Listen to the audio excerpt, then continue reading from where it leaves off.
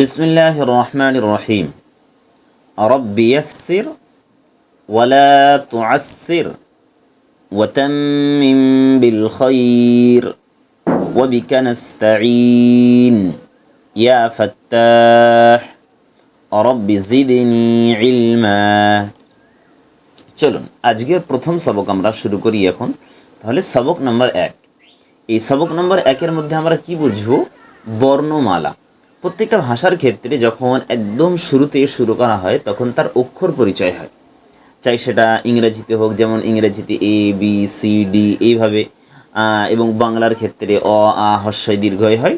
ঠিক এই একদম জিরো পর্যায়ে, একদম স্টার্টিং পর্যায়ে যেটা, সেটা হচ্ছে বর্ণ পরিচয়। তো আরবির ক্ষেত্রেও এই সবকটা একদম প্রথম সবক, যেটা সবক নম্বর 1, এটা হচ্ছে বর্ণ পরিচয়ের পড়া বা বর্ণ পরিচয়ের সবক। চলুন এই পড়াটা তাহলে শুরু করা যাক। সবক নম্বর 1-এর মধ্যে মোট দেখুন, আলিফ থেকে নিয়ে এই র পর্যন্ত টোটাল কটা অক্ষর? 10টা অক্ষর এসছে। তো সবক নম্বর 1-এর মধ্যে আমরা এই 10টা অক্ষরই পড়ব। খুব সুন্দর করে আমরা প্র্যাকটিস করব।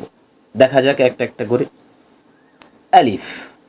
আলিফের পাশে কি চিহ্ন? এরকম কাটা চিহ্ন। তার মানে কি, আলিফকে টান দেওয়া যাবে না মোটি। আলিফ সদা সর্বদা তাড়াতাড়ি পড়তে হবে, টান দেওয়া নিষেধ। এবং দেখুন বা, এই অক্ষরটা কি? বয়াকার বা, একদম সিম্পল বা। এবং বায়ের পাশে দেখুন এক লেখা আছে, তার মানে এক আলিফ পরিমাণ টান দিয়ে পড়তে হবে। বা, তা, সা। যেখানে এক লেখা আছে পাশে সেখানে এক আলিফ টান দিয়ে পড়তে হবে, এবং যেখানে দেখুন 3 লেখা আছে সেখানে 3 আলিফ পরিমাণ টান দিয়ে পড়তে হবে। 3 আলিফ এবং এক আলিফ নির্ধারণ কিভাবে করব সেই জিনিসের জন্য একটা নোটও এখানে লেখা আছে। দেখুন, যেখানে এক লেখা সেখানে এক আলিফ পরিমাণ টান দিয়ে পড়তে হবে, যেখানে 3 লেখা সেখানে 3 আলিফ পরিমাণ টান দিয়ে পড়তে হবে। এবং এক আলিফ পরিমাণ বলতে একটি বন্ধ আঙুল খোলা অথবা খোলা আঙুল বন্ধ করতে যতটা সময় লাগে সেটাকে এক আলিফ বলা হয়। যেমন এই যে খোলা আঙুল, খোলা আঙুলটা বন্ধ করতে যতটা সময় লাগে এটাকে এক আলিফ পরিমাণ বলা হয়। তো শুরু থেকে আরেকবার পড়া যাক। আলিফ, বা, তা, সা, জিম। জিমটা 3 আলিফ পরিমাণ টান দিয়ে পড়তে হবে। জিম।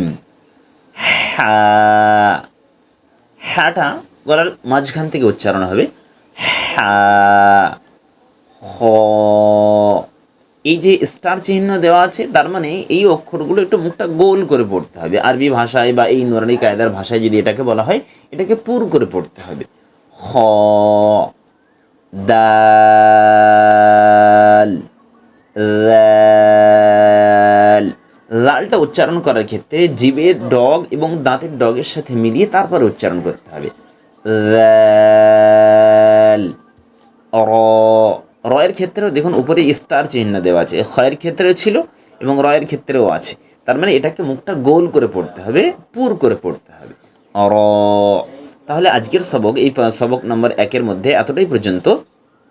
আলিফ থেকে নিয়ে র পর্যন্ত খুব ভালো করে আপনারা প্র্যাকটিস করবেন, এবং আপনাদেরকে একটা কাজ করতে হবে, সেটা হচ্ছে এই আলিফ থেকে নিয়ে র পর্যন্ত মুখস্থ করতে হবে, যাতে না দেখে আপনারা পড়তে পারেন। যে একবার যখন আপনার ভালো করে মুখস্থ হয়ে যাবে তখন আপনি এটা না দেখে পড়ুন। যদি না দেখে আলিফ থেকে নিয়ে র পর্যন্ত পড়তে পারেন নিজে নিজে, তাহলে বুঝবেন যে আপনার এই পড়াটা মুখস্থ হয়ে গিয়েছে। যখন মুখস্থ হয়ে যাবে তখন আপনি নিজে নিজে এই কাজটা করতে পারবেন। দেখুন, অক্ষর পরীক্ষা বলে লেখা আছে। অক্ষর পরীক্ষা, আপনি যেহেতু আলিফ থেকে নিয়ে র পর্যন্ত পড়েছেন, তো এই যে বক্সগুলো দেওয়া আছে আলিফ থেকে নিয়ে র পর্যন্তই দেওয়া আছে, কিন্তু সিরিয়াল বাই সিরিয়াল নয়, বিনা সিরিয়াল উল্টো পাল্টা করে দেওয়া আছে। আপনি যদি সঠিকভাবে মুখস্থ করে থাকেন তাহলে এই জিনিসটা সহজেই পড়তে পারবেন। এটা কি?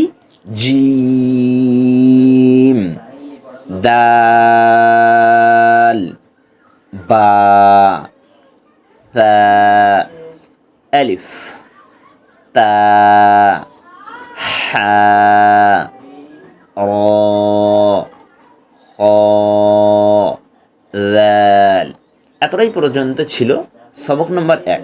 তাহলে এতটা পর্যন্ত এসে আলহামদুলিল্লাহ আমাদের সবক নম্বর 1 কমপ্লিট হয়ে গেছে।